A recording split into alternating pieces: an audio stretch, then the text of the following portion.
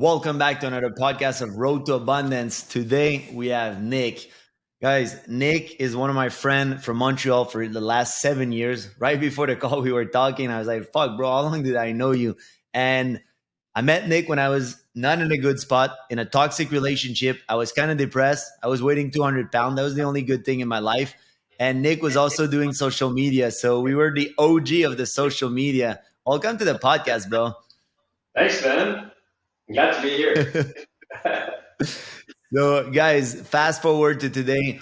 Nick is in a beautiful relationship with his girlfriend. I think that they're engaged. Nick is going to tell us a little bit more about the story. He has the Jungle Gym in Dominican Republic. He's building amazing thing there. He also built a tremendous brand, a fitness brand with his girlfriend.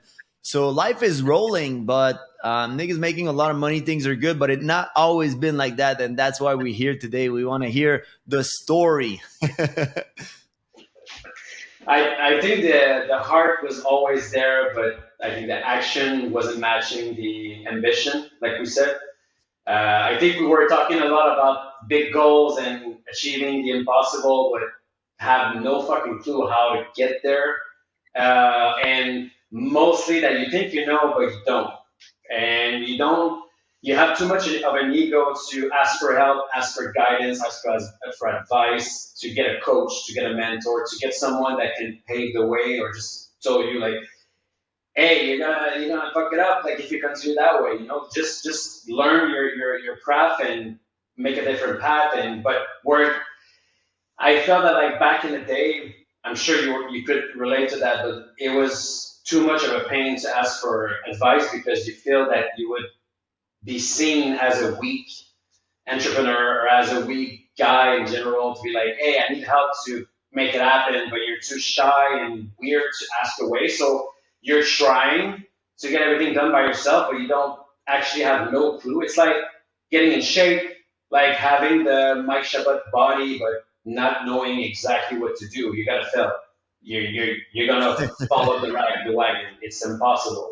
It's such an achievement, athletic, that you need some guidance. You need something. It's impossible to get by yourself to that level of achievement. So it was really back in the day, it was an ego thing. I think that I was too proud of myself. I think I was too proud of what I achieved, and I was like backing myself up with like success that I had back in the day with other industries or other successes elsewhere, that you think that you can just, oh, I was successful over there, so let me kill this thing. But it's two different world, and you cannot do this. It not requires the same skill or mindset or actions, belief, you know. But Exactly, man. yeah.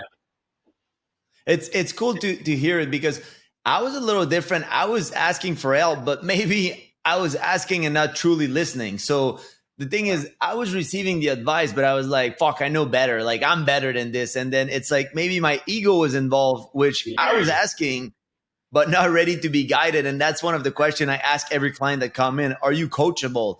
And if the person I see is not going to listen, and it's okay because you don't know what you don't know until you know it. So it's cool to hear the story. And you and I, we met because we were living in the same building when I used to be with my ex. And we met through connection of friend. We were doing social media. And yeah, bro, you do a journey. You're successful at some area of your life. And then based on that success, it's hard to be humble and start again. And I had the same exact thing happen to me. Even last year when I switched from a career, making a lot of money doing social media, I'm a top in social media. I'm an expert in my field, but starting that new business of coaching, the road to abundance, it's like you have to go get your hands dirty, bro. You have to go back into do the work and all that stuff, and you cannot base your success on the past success because that's a new business, and it takes courage and humbleness to go and be like, okay, I'm ready to learn. And that was still a process for me at my age and with all the previous success, and I had to admit that I'll do the work, and that's it, man. So props, man, for doing that. So I know. Yeah, I don't know. if I can add something to your point, I think just knowing that you don't know anything, it's really helpful, because every time you're gonna try something new, if you're in that arrogance, in your youth, arrogance mindset, like, yeah, we know better than everyone, fuck everyone. Yeah, I'll do my own thing, and I don't need anybody. But a, you're a shithead. You don't know anything, but you're too proud Yeah. to acknowledge that. So if you, as you get older and you get some wisdom and experience and behind your belt and some huge failures, sometimes you're getting hit in the face and you're like, you know what? I didn't know everything, and I should ask before it happens. But then again, you get a lesson out of it, and everything is positive in a way. But yeah, to your point. Yeah, man. Everything happened for a reason. And like, I know you from, I want to hear a little bit the backstory, kind of like what led you to become that man. Like when you grew up, was it easy? Then did you go to college or did you drop out? And then you had some success in what business? And then what led you to become, like, to meet your girlfriend, do that business, decide to move to Dominican Republic and all that good story? Like, I want to hear like what happened before that. Okay. I'll try to do it quick, but I think the like if I see like myself as bullet point, first thing would be like high school was awful. Like all of us, high school was a pain in the ass. I got saved. I doubled my 4th year of high school, and then all my friends got a year ahead, and then they left, and then I was alone in school a year older. So that arrogance started that way, like that year, because I was 1 year older, and when you're high school and you're 1 year older, you feel like you're on top of everyone in the school, especially the director, like teachers and everyone. So I was getting really arrogant, and I was in the office of the director almost every day, and he was like, "You're getting your life away. You're throwing your life apart. Like your parents will be, mad." And I was like, "My parents doesn't give a damn about school. They just want me to be happy." And it was true in a sense. My dad was like, "You cannot fail school because this is the only thing you're gonna have achieved was that diploma." And I was like, "But why though? Like what diploma do I need to get happy or to do whatever I want?" Because what I wanted back in the day, like mostly every young man, was just partying, having fun, going out, drinking, meeting girls. In your 17 years old body, you just want that. You just want to party and having fun. Well, for me and a bunch of my friends, some other Yeah. people, some other guys were more nerdy and more like intellectual, analytics, and now they're like coder and developer, and they're making a lot of money like in a computer with like 6 screens, and like of course we need some guys like that, to build our stuff. But I was the kind of guy that was like the creative and visionary, and with ideas that didn't make sense at the time, but I was just a dreamer. Yeah. So my music teacher got me really, it's quite a cool story, because I was going to fail my high school, and I was always like, I don't know in English, like foxing. Like I was like, No, just not going to school. Like drop. yeah, I It's like wasn't going to you're my missing class. Yeah, class. skipping class. Yeah, I was skipping too Yeah. much class, and in a way, I was gonna get help. Like they want to like suspend me. So my music teacher at the time, I was playing drums for already like 6 years. So he said, "You know what? You have too much potential, and you have too much skill, and so like creative and artistness, that like you should just come to my class instead of going home. So you'll stay on the school ground. Nobody's going to see Yeah. you, but at least you're going to be at the school ground. And if someone calls your name at the intercom or whatever, you're going to just like run and be there, to check if you're still at school." So this guy made me get my high school diploma, because I was hiding in the like a music studio. I was getting my headphones, and I was playing drums for like hours instead of going home. It was That's a weird awesome. way, Your but first I was, mentor. yeah, the first guy that told me like, "You have so much potential, but this thing is kind of important. Just do that first, then you'll know like what you want to do after. Because after that, for the first time, you'll have choices." And I was like, Yeah. "Okay, nice. Okay." So fast forward, no college, no university. Of course, I was not against traditional education, but I was like, you know what? I'll just do my own thing. I'm smart enough. I wasn't, but I had the confidence of a young guy that can do anything he wants. So the confidence was always there. And in a way, I was just creative. So I started like as a photographer, videographer, building website. I did a course for as a graphic designer. I did a course on photography, and then I started my own my own journey, like getting clients, getting photography clients, getting website clients, to a point that I got a contract with Jagermeister, the brand, the alcohol brand from Germany. And Jagermeister got me the opportunity to be the photographer for Quebec for all the Jagermeister events and activation and stuff. And I got this gig in 2008 or 2009, Jagermeister. And within 6 years, I became the regional marketing director for Jager in 6 years. But I had no university, no diploma, no experience whatsoever in marketing or like international alcohol company marketing. But I got there by my own, just with my action and my mindset of Yeah. everything is possible. Yeah, I'm a photographer, but who cares? I can do that. I can do better. I can do that better than you, bro. Like I was always that kind of guy that can do that better than You you. learn And on I your did. own. Yeah. That's amazing. And were you consuming the product? Oh yeah. Oh yeah. Tell us a Way little too bit much. about that part. I remember you liked alcohol. You did some promotion for clubs and stuff. What about that stage before the successful Nick? Like, how did it impact your business?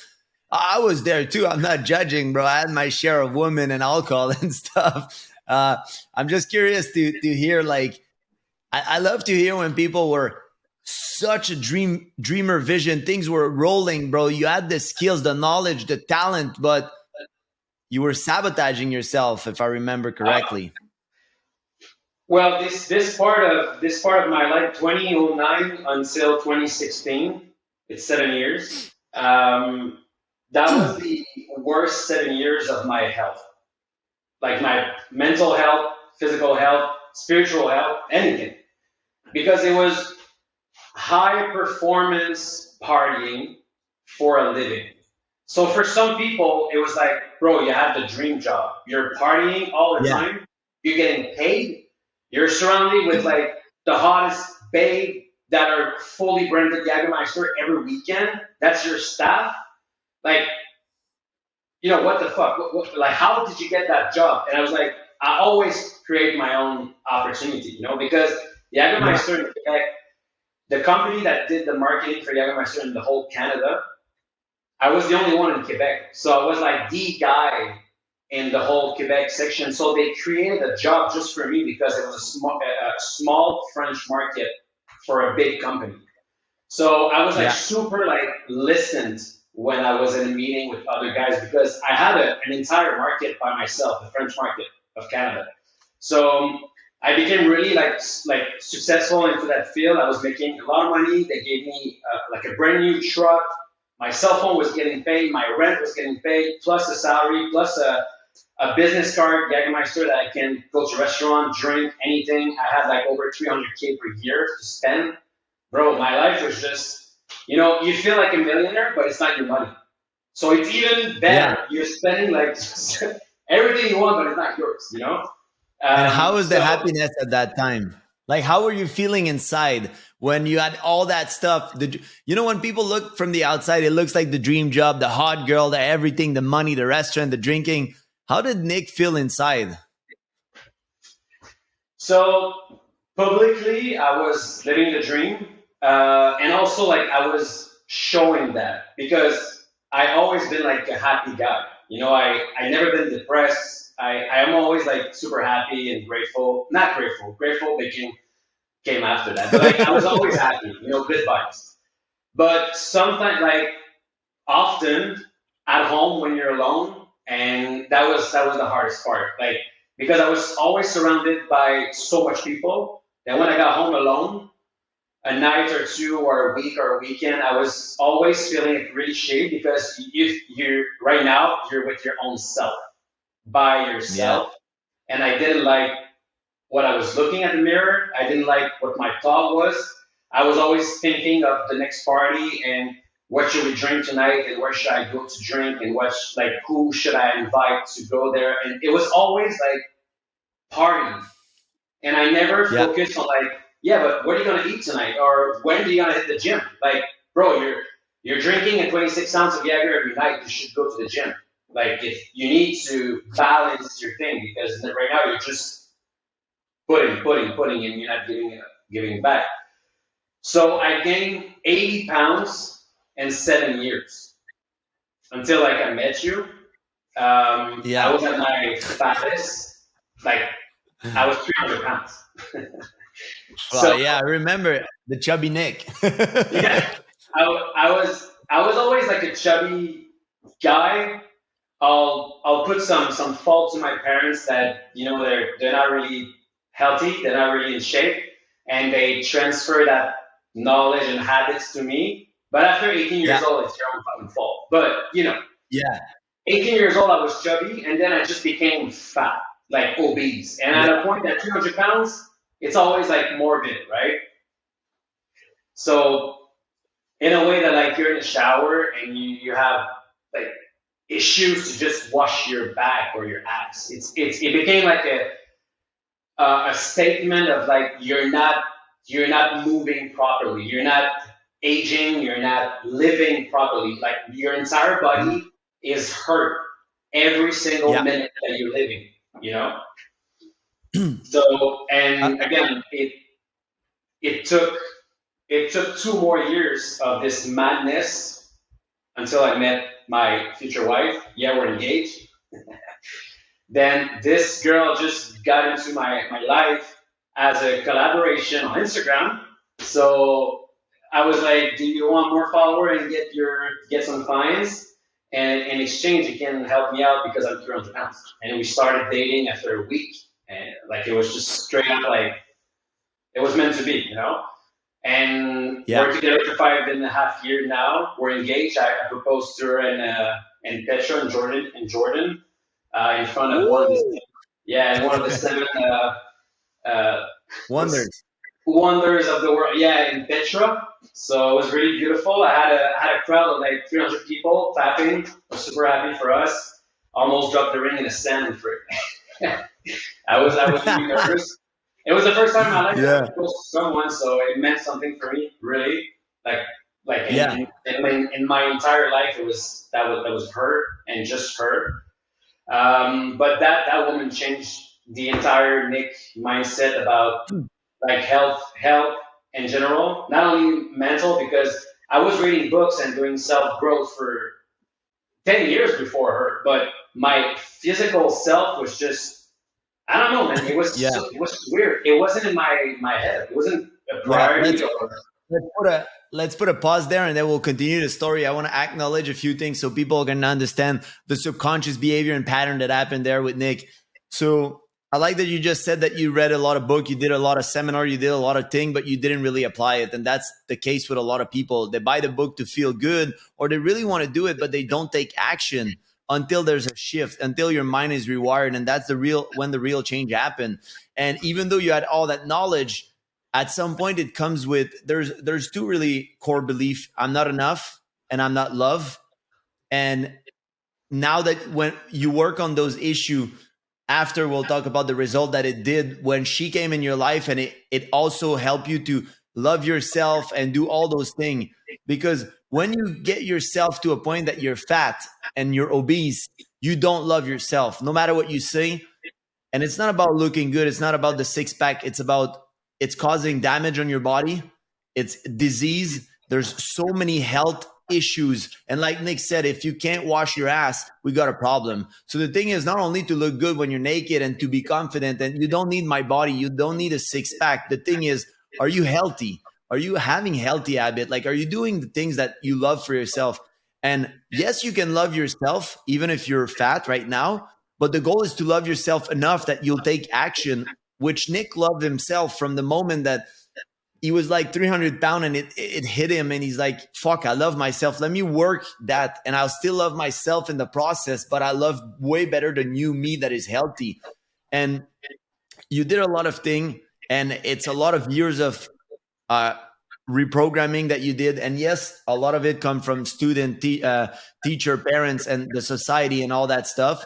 We have our blame because we let it take it, and we wire a mind like that for the few years. And yes, we are the only one to blame, but the thing is, our subconscious mind is a sponge, taking it everything and then transforming our life and making us become the way that we are. And then I'm super glad that you were able to find her. And then now I know it's been like 5 years that I see you guys together. And I remember the moment when you met her. Actually, I was in Montreal, and you're like, yeah, I met this girl, and it was cool. And she's been evolving with you a lot too, because I didn't knew her personally. I knew a little bit of her backstory, and you told me about it. So you guys both grew tremendously. And that's what I want to acknowledge here is, now it's not only about being successful and stuff for you, it's having the what I call the four pillar. It's like happiness, relationship, and relationship can be friendship with your parents, with your loved one, your surrounding, your environment. Then we have wealth, which is career, money. How do I feel? And for someone could be 100,000 a year, for someone could be 10 million a year. It doesn't matter what it is, as long as you hit your own goal. And the last one is happiness and fulfillment.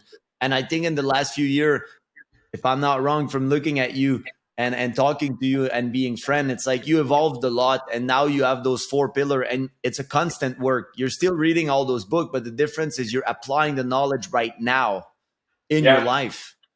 yeah, because reading and knowledge without action is just entertainment, and Yeah. it's something that really crossed my mind a bunch of times. Like, hey, I'm reading so much stuff that my brain was just firing up, but the action wasn't following up.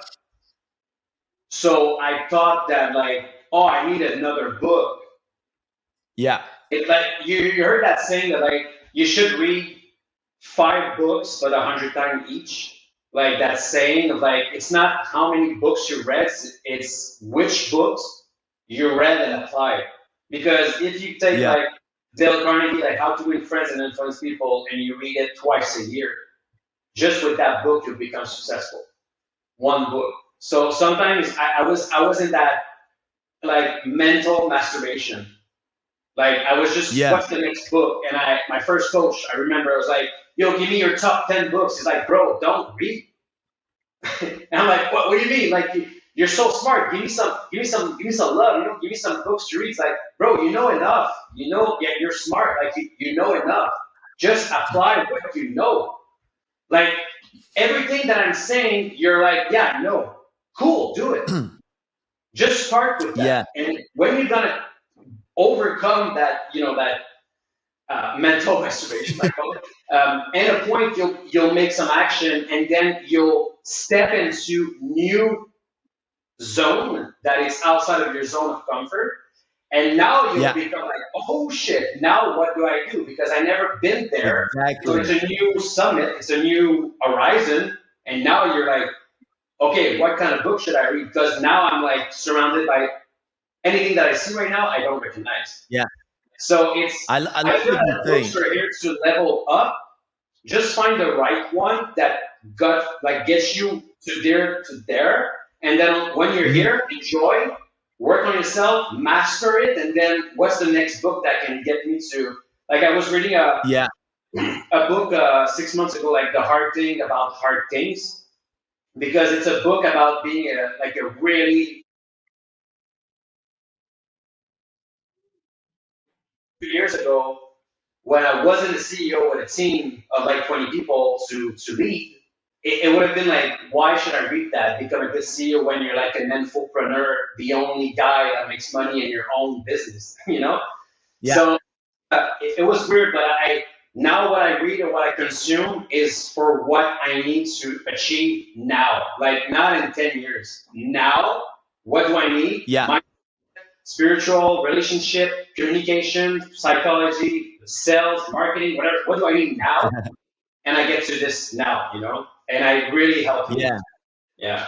No, that's cool. I love the word mental masturbation because that's exactly what it is. I heard it before, and now you say it, I'm like, fuck. I remember because I was exactly like that, bro. 4 hours of studying every day for the last 15 years and so many books.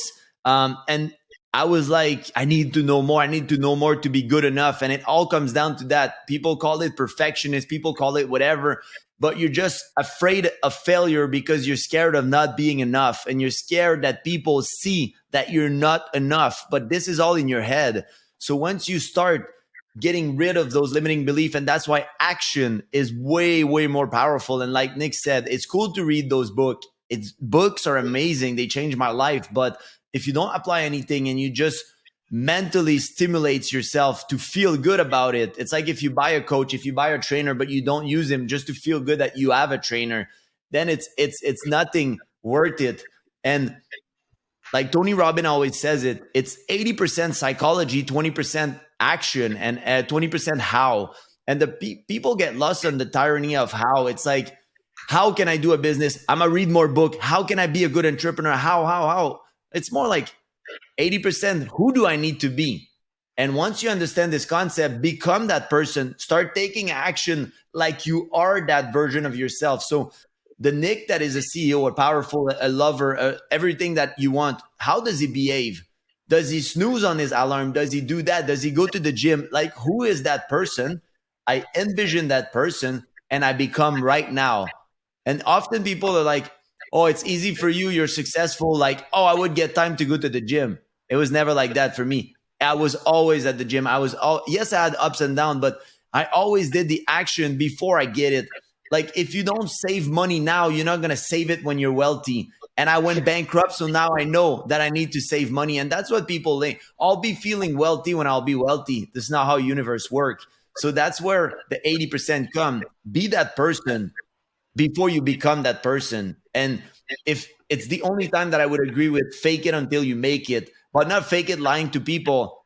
Make yourself believe that you're already that successful person, and whatever success means for you could be different. If you want to make 60,000 a year and be a happy relationship at your job, and that's what you want, you can do that. If you want 100 million, then fucking do that too. Like, whatever makes you thrive. Yeah. Yeah, like Bradley says, you have to be in order to become. I love that because it's if you have to cheat yourself and lie to yourself to put yourself into an identity to become that person, bro, just do it. Like I did it. Like and the gym was something that really helped because I wasn't a gym guy at all. Like at all. I hated going to the gym. I hated playing sports. I hated like anything that was moving and getting me sweat. Because I was a fatty, so of course you don't want to get wet. Yeah. But it's sweating. So the gym part was like you said, right on point. Like, what this guy looked like, and when you start looking at like people that you envy or you're jealous, you're like, these guys are like you're crushing it, and you look at them and they're all in shape. Somehow, you gotta be connected, In your head, you're just like, well, maybe I should work on that first, because it looks like, and you're gonna be like probably agreeing with me because it's the easiest thing to do in all your areas in your life is what you eat, and if you go take a walk or if you go to the gym. Nobody can take that away from you. You own your decision. I'm choosing right now to open my mouth and taking something. Nobody's forcing me. So it's the easiest thing you can do is like what you eat. Because success, relationship, it all depends on like tremendous factors and like, spectrum of stuff. Getting healthy is you versus you. It's like you're non-negotiable. It's like you're negotiating with your own self. Like, should I? Yeah, I want to eat that, but should I eat that? Because if you eat what you want, you won't get what you want. So it's like a weird ways of thinking and being super like intuitive. But what I want now is not what I will become. So if I find a guy that I'm like, I want to be like this person. What does he look like? Like you said, what's his identity, like persona? Like, what does he look like? What kind of music he's listening to? What kind of car he drive? What kind of mindset he have? What time he wakes up in the morning? What kind of books he read? And you start to, and that's why you're getting some mentors and some people that are there. Yeah. and they are exactly Exactly. telling you how they're doing stuff. So you just have to apply this guy, the Mimic. same thing, and you become. Yeah. It's so easy, but it took me how many years? So let's say I'll rephrase for you. It's so simple yet not easy. That's the thing. It's you see it and you know, and one thing I like about nutrition, and you said it in the gym, is like two things that are free and two things that you're already gonna do. I mean, the membership at the gym is $30. The thing is going there, taking action, same thing. And tips I can give you if you want to change your whole identity with drinking or eating that stuff. It's not, oh, I'm trying to stop drinking. I'm not drinking. And you're not drinking until you have control of that thing. So when I stopped drinking at 24 years old, when people offer me a drink, and drinking is like a weird thing in society because people feel weird that you're not drinking. Oh, it's for your abs. It's for this. No, bro, it's because I love myself and it's a poison. And I Yeah, don't even know why this shit is legal because it makes you stupid and do stupid stuff. So the thing is, it kills your brain and it's proven versus a yeah, lot of other plant medicine that empower and are illegal. So that's another topic. But the thing is, once you start having the identity of, I'm not a drinker, I'm done drinking, it's not, I'm trying, I'm done. Same thing. I don't eat sugar. I don't put that crap. And when you said like, you want to eat it, it's actually not even you. It's all the bacteria and the microbiome in your gut that you messed up that wants that sugar. So you think that you want it, but it's them. They're craving that. And I'm no different than you. And if I start feeding them, they get bigger and stronger. So they want yeah, more and then they control your mind. So that's where you need to discipline yourself. And if you can discipline yourself on the food, which is one of the hardest, and in the alcohol and all those things, then it will start to be easy. And then you can add workout, you can add doing a walk, you can do cold bath. Why cold bath? Yes, there's 100 of health benefit. It's so good. But the thing with cold bath is there's no negotiation with yourself. It's another thing that if I tell you to step in that bath, you do it. You don't argue with me, bro. You get in. And yeah, it's going to be the same. So you start with alcohol, food, and all that stuff. And then if you want, you can enjoy a glass of wine or whatever. I know that you like some good whiskey, old fashioned whiskey, if I remember. And the thing is, you can enjoy some pleasure if you want. But the thing is, make sure you're in charge of your life. You're in the driver's seat. yeah. So now that Nick is fully empowered and stuff, I know that you created some good project at the beginning. You did some NFT. I know interested in AI and all the same thing that I do. You created this amazing company, Think I Fit, with your girl. Can you tell me a little bit more of what it took to become like kind of like your routine, your best time management, and what it is to have a successful company, and who's the Nick now and what's next? So back in 2020, before COVID, before the pandemic, Ali and I got an opportunity to build a gym in the Dominican Republic. I was there for a week, getting invited as influencer.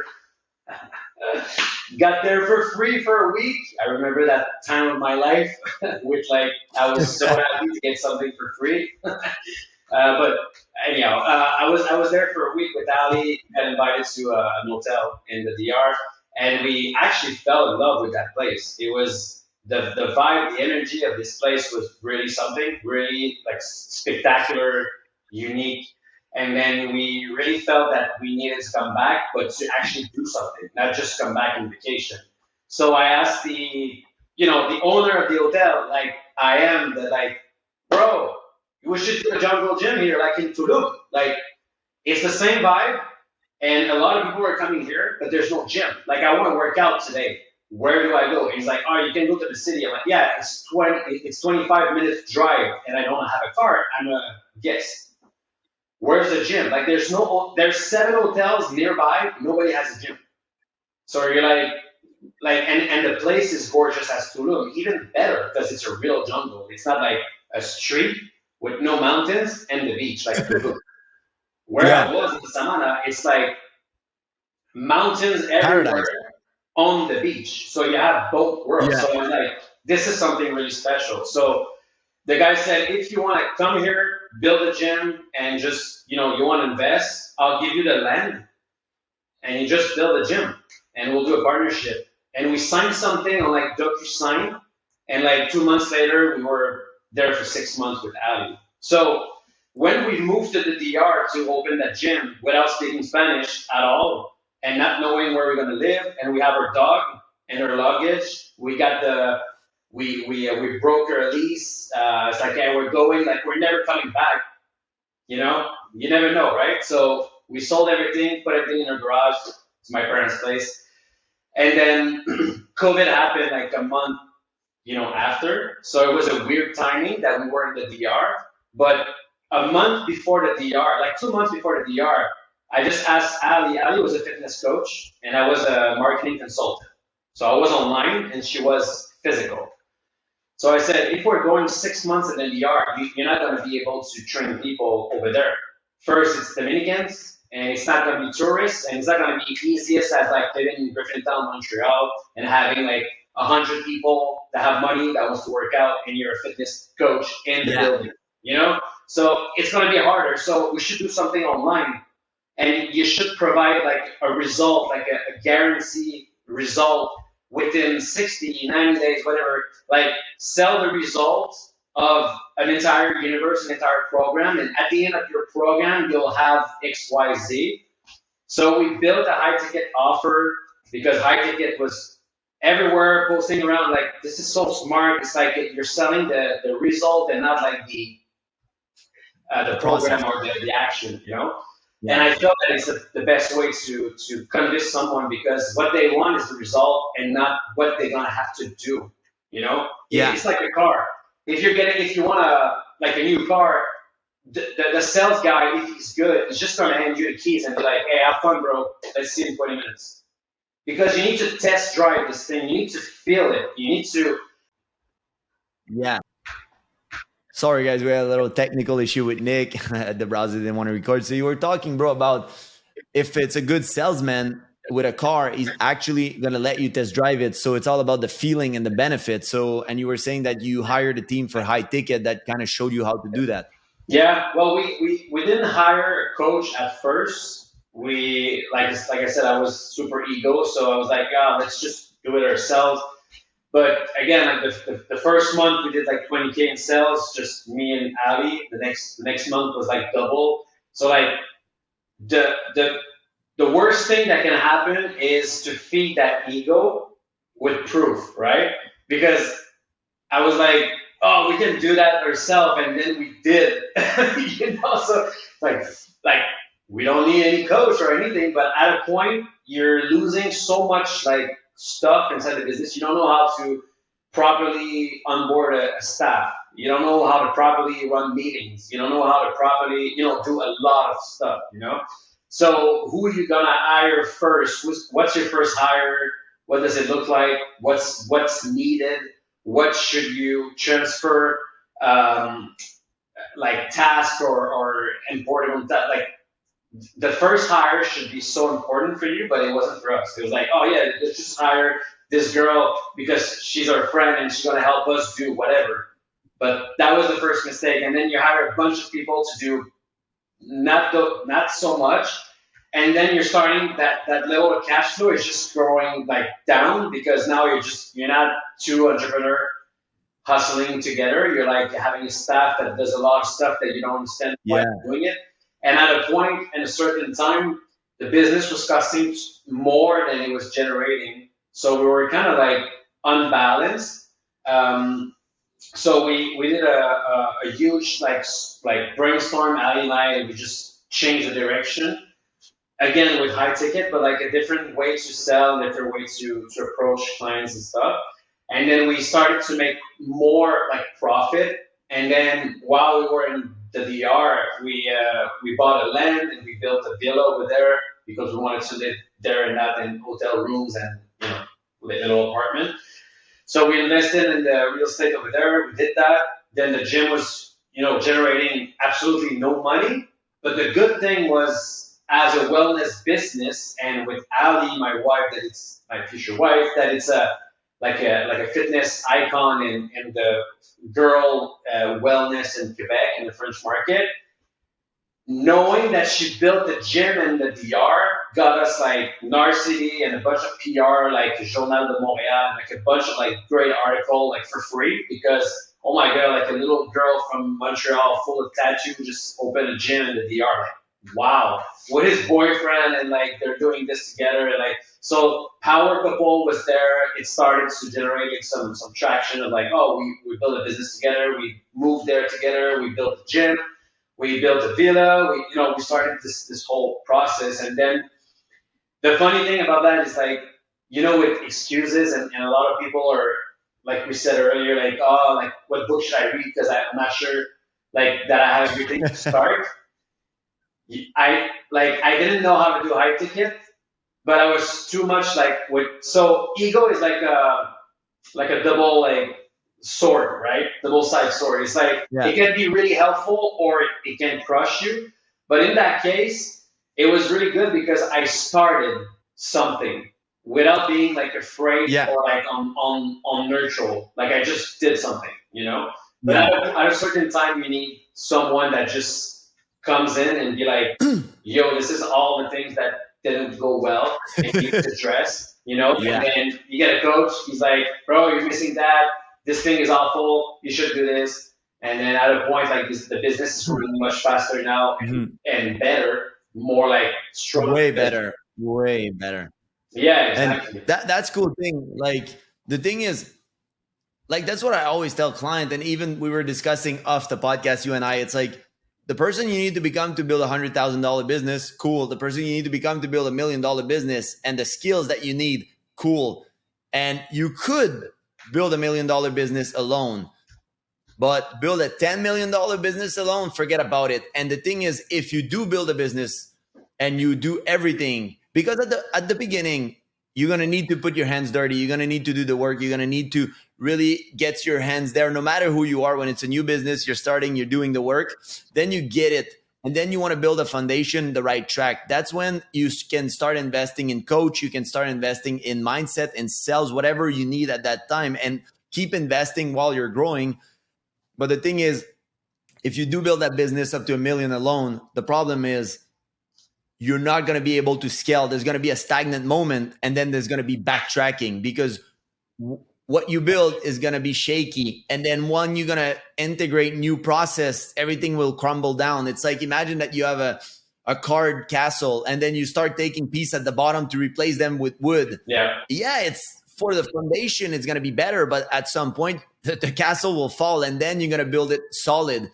And I did the same mistake. I remember last year when I launched Road to Abundance, I launched first week. I'm like, I'm not even sure I get client with that. I'm doing social media. I'm doing a bunch of other stuff. And I'm like, I'm going to start coaching right now. I'm ready. No excuses. And I'm like, I'm good enough. Let's go. First post and week that I do like my launch session, 150 people want to join. I'm like, oh, wait, bro, I don't have time to book 150 call. What's going on, bro? I'm lost.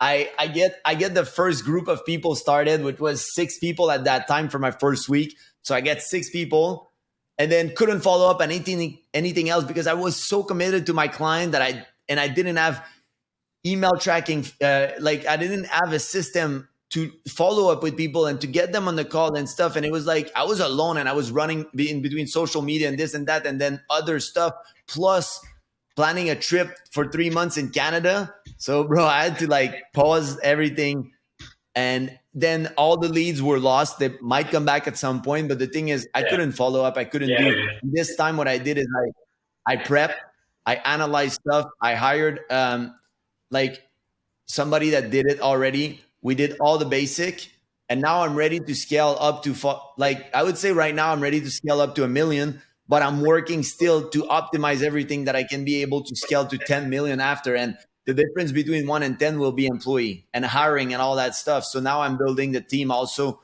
slowly, because you don't want to drain your cash flow. That's another very interesting point that you said. A lot of people have business and they're such in a hurry to get lazy that they hire people or the wrong people, or it's not a process that is done the right way. Yeah. So yeah, man, that's cool. I feel that something that nobody talks is that there's a few point of my what I'm gonna say, but foundations of businesses are not sexy.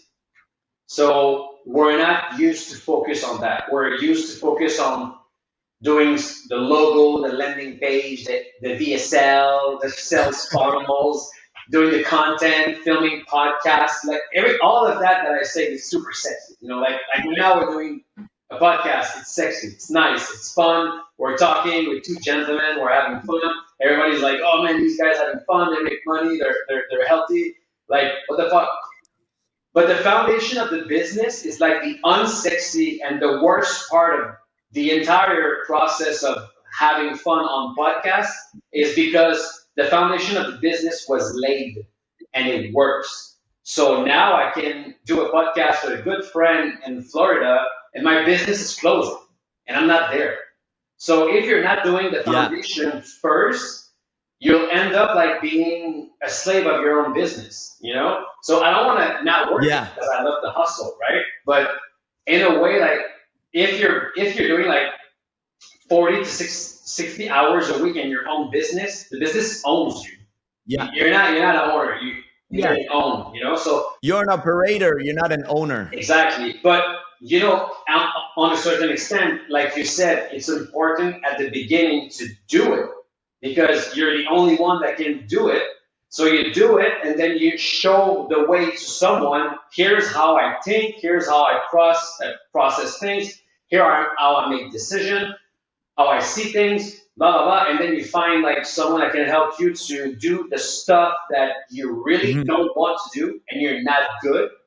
Yeah. You find someone that does it, and then you put your genius hat and you go all in. While other stuff that is boring for you and that you're not good, like finance, accountability, like accounting, admin, whatever, like building CRM, like it's boring, but having a CRM built change everything in your sales team. So you need to do it. And like you Yeah. said, scaling businesses is only staff or computer. Like CRMs are like software. You can only scale by Yeah. two things. So how many people do I need? How many humans more that I need? And what kind of software I can build so I can scale more? So at a point, it's just getting more staff, and you're still using like Google Sheets and Google Drive, and then in a way you're like, we should move to like a real CRM or a real software that Yeah. can track email or sequence or do automation. But people tend to like bug and stay there before just starting selling. They're like, yeah, but I don't have an email sequence that sell after. Bro, nobody gives a fuck. I didn't have one for 2 years.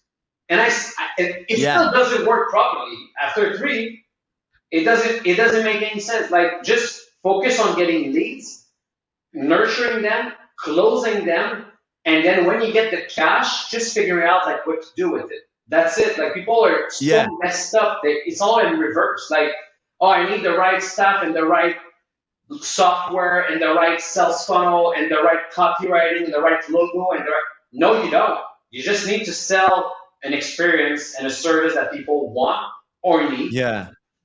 and that's it. And then when you get like 5, 10 clients a month, you get that 10 to 20K a month to 30K a month. Now you have cash to brainstorm what to do with and what kind of help do you need. It's a weird pattern that we all have and we all fall into it.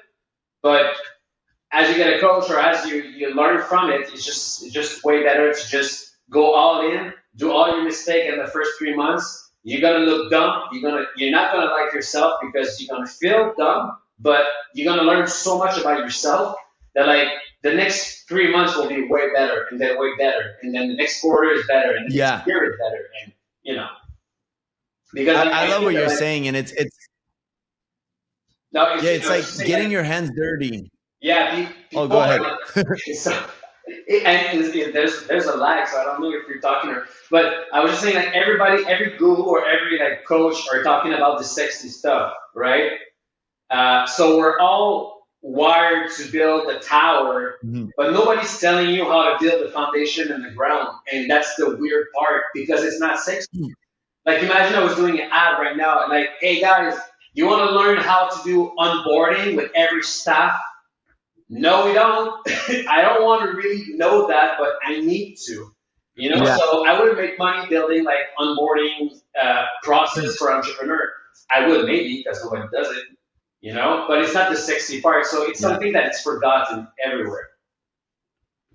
Yeah, you need to do the work at first. That's the best way to learn about your business, about your client, about your offer, and then you can make the good offer because you'll know what you're talking about when you actually makes funnel. Because no matter how good your funnel you think it is or how much you pay, you're gonna need to learn who's your dream client and your specific client, and that's a lot of, like you said. I made a story yesterday and it was funny because it was exactly about that. It was like now there's such a big trend about I did it faster than everybody, younger than everybody, and I got the biggest house and car before everybody. Like we forget that. Okay, Mike, when he started Road to Abundance, took 2 years, let's say, to reach $10 million, and then I would be like, I made 10 million in 2 years. Nah, I've been prepping for 15 years, putting mentors, hundreds of thousands behind. And now Mike is able to quantum leap. And also, Mike was making money before, like 500, 600,000 a year. And then Mike used that to invest in himself and do this. And then we just want to portray what's the best for social media nowadays. It's all about the look and putting the sexy stuff, like you said. It's like it has to look sexy. Business has to look sexy. And we already want the yacht, the girl, the jet, everything, the travel before we actually put any work.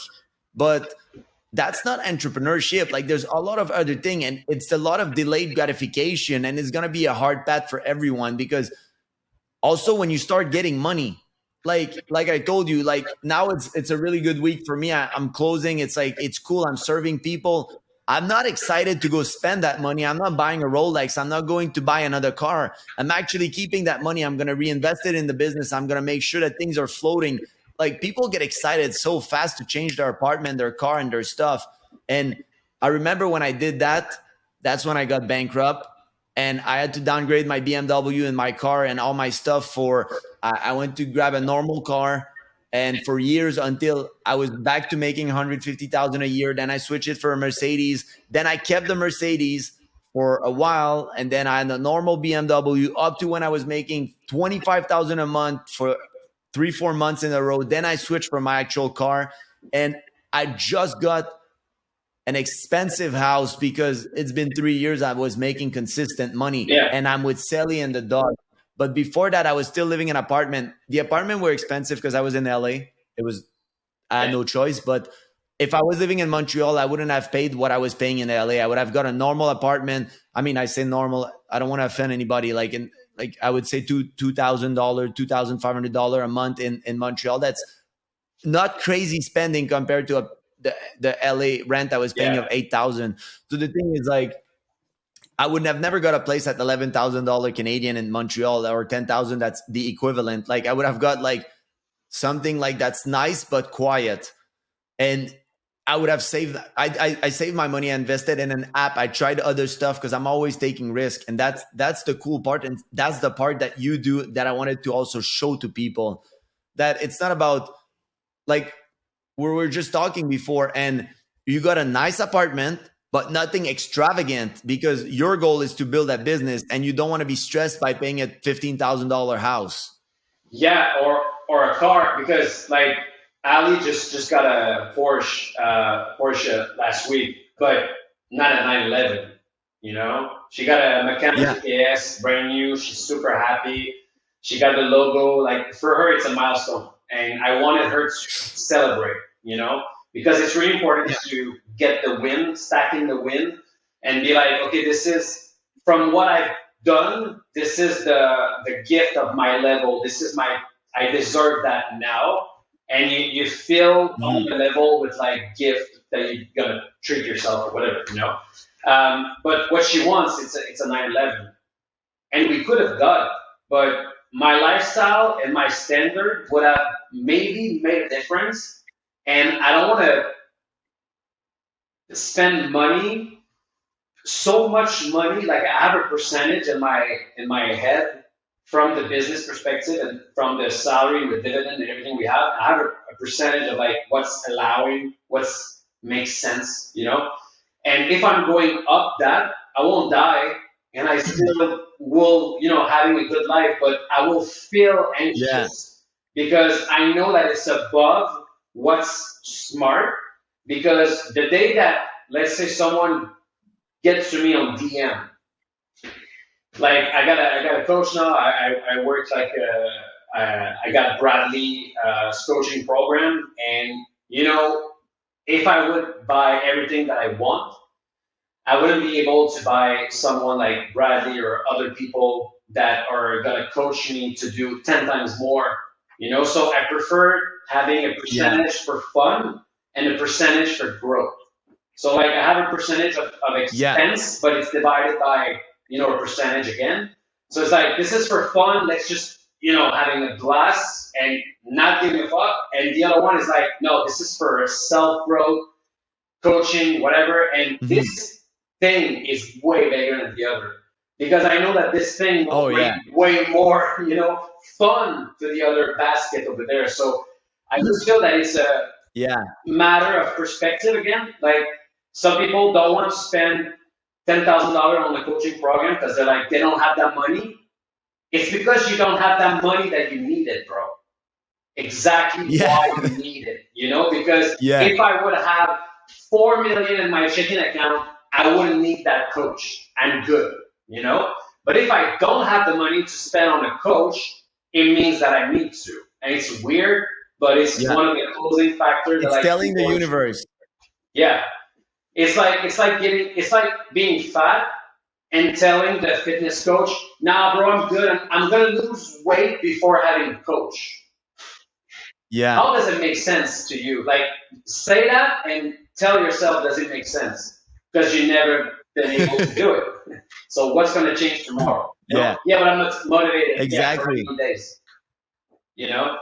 So Yeah, I totally agree with you. It's the thing is like, and that's the main investment that I always did. And right now you're talking about 5,000, 10,000, and now the more money I make, my only crazy expense is on personal development. Now I think I invested enough. I'll still invest next year, but on different stuff.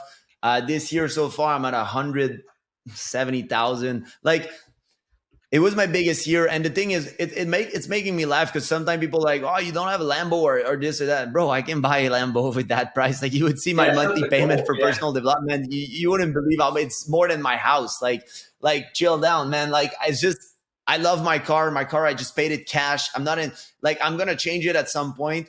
But the thing is, it's a first world problem. I have a nice exam competition. I don't need like I'm gonna change it. It's 2 years old, 3 years old. Like I don't care. Like right now, I'm investing in other stuff, the business, and then there's other stuff. Like I have a 911. It's that I want. I have those two cars that are on my bucket list: the Porsche Red and the X5M in green. I put them there. It's just material. I could buy them right now. I could go right now and buy them for the price I buy them at the personal development. But it's really important to understand that it's the first purchase you should do is invest in yourself because no matter what happened, nobody can take that away from you.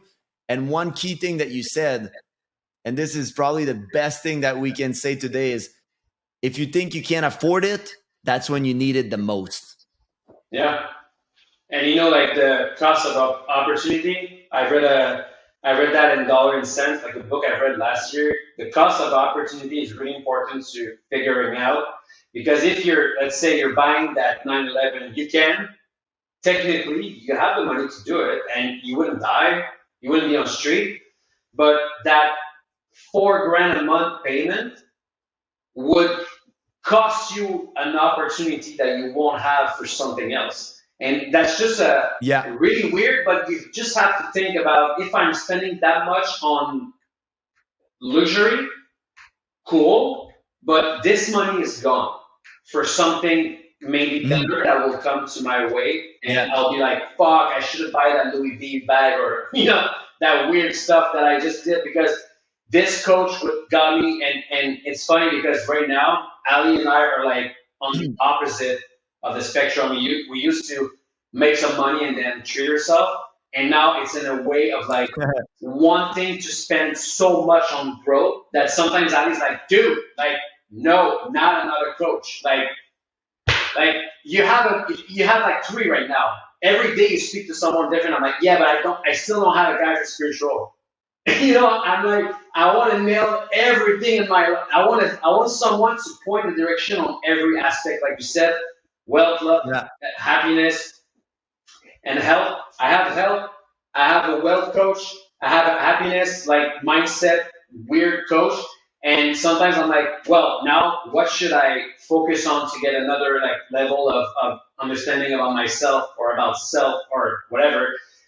And then abundance coach like Mike or anyone that can show you another way to get what you want, because abundance is such a secret biohacking weird tool that it works so well for everybody that apply it. And it's something that I should have like really listened to it like years ago, but I was like, yeah, it's bullshit, like law of universe, yeah, I get it. No, but feeling abundant in every aspect of your life will attract, and you'll become a magnet to everything that are like kind of deserving of what you, like. It's a weird Yeah. vibe, and I know you can explain it way better than me, but on my perspective, it's like every day I feel abundant of love, of money, of opportunity, of relationship, Mhm. of family time, of dog time, and because I feel it, and I feel that I don't miss anything, I don't miss anything.